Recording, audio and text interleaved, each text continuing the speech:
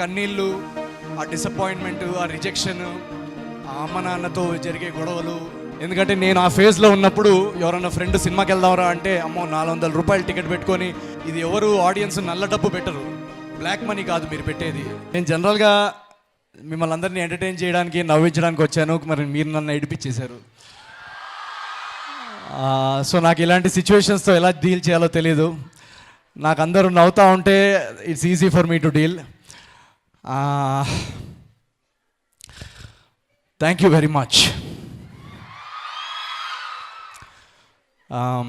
ఇందాక నేను యాక్చువల్గా ఈ జర్నీ అంతా మర్చిపోయాను. ఈ అనగనగా ఒక రాజు, మనం జనరలీ ఏ సినిమా వర్క్ చేస్తుంటే ఫోకస్ అంతా ఆ సినిమా మీదే ఉంటుంది. సో సడన్గా 5 minutesలో నా last 10 to 12 years of my లైఫ్ని అలా ఒక 5 minutesలో గుర్తు తెప్పించేశారు మీరు అందరూ. సో ఆ ఫస్ట్ డే ఇందాక వీడియోలో చూపిస్తుంటే నేను మీలాగే ఇలా ఆడిటోరియంలో కూర్చొని ఎవరన్నా సెలబ్రిటీస్ కానీ ఎవరన్నా వచ్చి మా కల్చరల్ ఫెస్ట్కి అదంతా వస్తుంటే సెలబ్రిటీస్ అక్కడ లాస్ట్లో కూర్చొని గోల పెట్టేవాడిని. నేను ఇందాక చెప్పినట్టు మీలాగే ఇంజనీర్ని.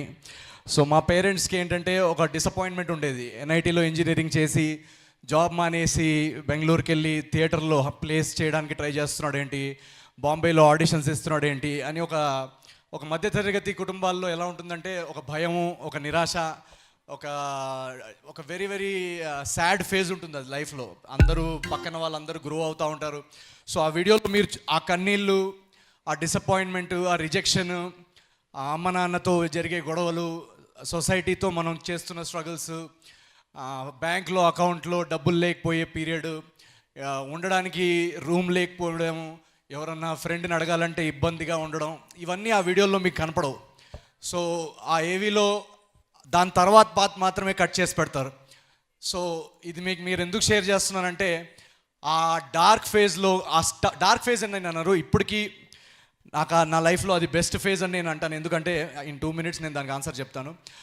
ఆ ఫేజ్లో ఎంత లో పాయింట్కి వెళ్ళినా ఒక చిన్న హోప్ ఉండాలి, మళ్ళీ నెక్స్ట్ డే లేచి ట్రై చేయాలి.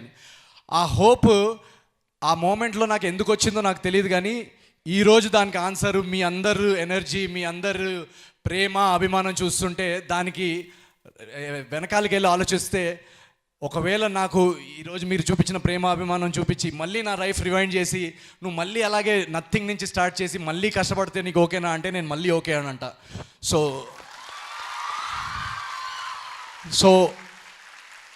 ఎవ్రీ మూమెంట్ ఎంత కష్టమైనా ఏదైనా మీరందరూ చూపించే ఎనర్జీ, ప్రేమకి ఇట్స్ ఆల్ వర్త్ ఇట్. మేము పనిచేసేదే మీకోసం. So thank you so much. పేరున మీ అందరికీ ఇందాక గీతా గారు చెప్పినట్టు నా సినిమాలు టైం పట్టచ్చు, బట్ దానికి సింపుల్ రీజన్. ఎందుకంటే నేను ఆ ఫేజ్లో ఉన్నప్పుడు ఎవరన్నా ఫ్రెండ్ సినిమాకి వెళ్దాంరా అంటే అమ్మో 400 రూపాయలు టికెట్ పెట్టుకొని సినిమాకి వెళ్ళడం అంటే ఏదో ఒక అబద్ధం చెప్పేసేవాడిని. సినిమా బాగాలేదంటరా, పెద్ద నేను ఆల్రెడీ చూసేసానురా, ఏదో ఒకటి అబద్ధం చెప్పేసేవాడిని. ఎందుకంటే ఆ ఫేజ్లో ఆ 400 రూపీస్ టికెట్ మనం పెట్టి సినిమా బాగాలేకపోతే డిసప్పాయింట్ అవుతాం. ఆ 400 రూపీస్ అనేది చాలా చాలా వాల్యుబుల్. సో ఒక ఫ్యామిలీ 2000 రూపీస్ పెట్టి వెళ్తున్నప్పుడు 2.5 hours టైం, ఇది ఎవరు ఆడియన్స్ నల్ల డబ్బు పెట్టరు, బ్లాక్ మనీ కాదు మీరు పెట్టేది. కష్టపడి ఒక్కొక్క ఫ్యామిలీలో మిడిల్ క్లాస్ పేరెంట్స్ వర్క్ చేసి, స్టూడెంట్స్ వర్క్ చేసి, సాఫ్ట్వేర్ ఎంప్లాయీస్, బ్యాంక్లో రకరకాలమైన ఉద్యోగాలు చేస్తూ ఆ శాలరీ సంపాదించి ఆ శాలరీ నుంచి ఒక పర్సెంటేజ్ డబ్బు మా మీద పెడతారు. సో మీ ప్రతి రూపీకి మీరు రేపు చూసే సీన్కి మీకు వాల్యూ అనిపించాలని నేను టైం తీసుకొని సినిమా చేస్తాను. సో ఆ ఒక్క రీజనే.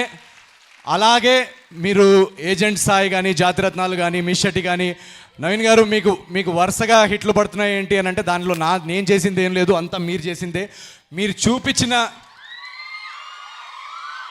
చూపించిన ప్రేమకి డబుల్ ప్రేమ ఇవ్వాలని నేను టైం తీసుకొని ఈ అనగనగా ఒక రాజు అనే సినిమా రాయడం జరిగింది, తీయడం జరిగింది. అండ్ మీరు ఇంకా రెట్టింపు ఎంటర్టైన్మెంట్ పొందేలా ఈ సినిమా వచ్చింది. రేపు పండక్కి, సంక్రాంతికి మీరు ఈ చూపించిన ప్రేమకి రెట్టింపు ఎంటర్టైన్మెంట్ నేను మా టీం అందరూ మీకు అందిస్తామని నా గ్యారంటీ నేను ఇస్తున్నాను.